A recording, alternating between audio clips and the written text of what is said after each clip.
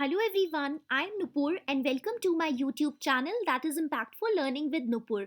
So keep liking and sharing my videos and don't forget to subscribe my channel. Okay? Students, today I am taking chapter 10, The Book That Saved the Earth of grade 10 from Footprints Without Feet book. As you know that I already gave you a video of this chapter which holds the summary and character traits, and rest of the previous chapters videos links are given in the description box of this video.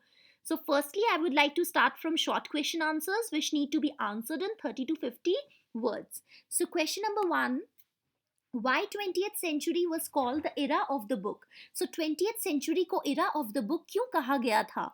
So the 20th century was called the era of the book because it had books on all the topics which gave complete information about everything. So 20th century को era of the book इसलिए कहा गया था क्योंकि इस time पे वो सारी बुक्स थी उन टॉपिक्स पे जो कि कंप्लीट इंफॉर्मेशन देती थी हर चीज के बारे में. Right? Now question number 2, why the invasion of 2040 was stopped by Martians? Okay, so जो Martians थे, Martians means जो लोग मार्स में रहते हैं, उन्होंने जो अटैक करना था अर्थ पे वो उन्होंने क्यों स्टॉप किया? ओके, वो प्लान क्यों ड्रॉप किया? Okay, invasion means attack. Answer is Martians wanted to rule the earth but they were unsuccessful as the invasion was stopped by a book of English nursery rhymes, mother goose. Okay, Martians क्या करना चाहते थे? वो अर्थ पे rule करना चाहते थे, राज करना चाहते थे, पर वो ये ऐसा नहीं कर पाए. क्यों? क्योंकि उनको एक इंग्लिश नर्सरी राइम्स बुक ने स्टॉप कर दिया जब उन्होंने वो बुक को रीड किया. Okay, and it's name was mother goose. Okay, उन्होंने ये प्लान ड्रॉप कर दिया अर्थ को रूल करने का. Right? Now question number 3, why did think tank make it clear that the library was a refreshment area? think tank ने ये क्यों conclude किया जो library है वो refreshment area है? refreshment area means खाने पीने की जगह. So think tank concluded that the library was a refreshment area because according to him the earth creatures were always eating and the books in the library were sandwiches. because think tank के according जो earth के लोग थे वो हमेशा खाते रहते थे. ओके, और जो बुक्स होती हैं लाइब्रेरी में वो क्या होती हैं? वो सैंडविचेस होती हैं according to Think Tank. Okay, now question number 4, what question did think tank ask the mirror? Why was he annoyed with the mirror? So think tank asked the mirror. Okay, think tank ने mirror से क्या question किया और वो mirror से क्यों दुखी था? So think tank asked the mirror as who is the most intellectual being in the land, but he was annoyed with the mirror as it did not praise him quickly and slowly admired him, which he did not find appropriate. So जब think tank ने mirror से पूछा कि इस पूरे land में सबसे intelligent कौन है, so जो मिरर है उसने थोड़ा रुक के थिंक टैंक की प्रेज करी कि तुम हो. ओके, तो इस वजह से थिंक टैंक नाराज हो गया कि मिरर ने उनकी प्रेज एकदम से नहीं करी, क्विकली नहीं करी, थोड़ा स्लोली एडमायर किया उनको.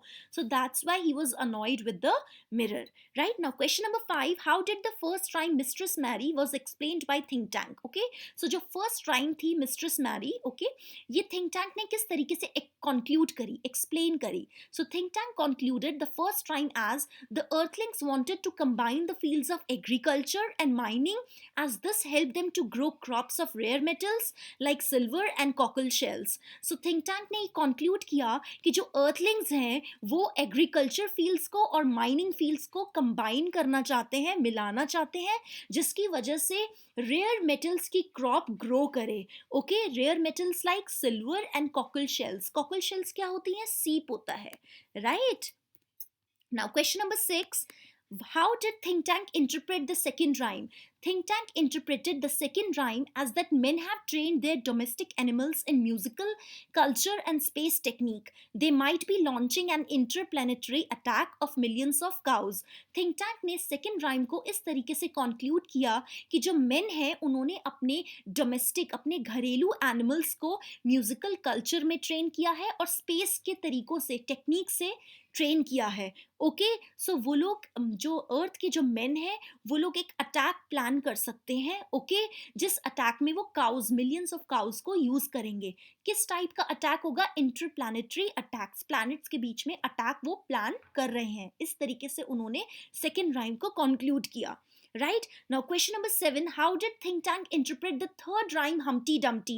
जो third rhyme थी Humpty Dumpty, think tank ने किस तरीके से conclude करी? So think tank concluded that the picture of Humpty Dumpty printed alongside the third rhyme is his picture and earthlings were after his life. So think tank ने conclude किया कि जो Humpty Dumpty की picture है वो किसकी picture है, वो उनकी खुद की पिक्चर है, थिंक टैंक की ही पिक्चर है, और अर्थ के जो लोग हैं, अर्थलिंग्स हैं, वो थिंक टैंक को मारना चाहते हैं. They were after his life.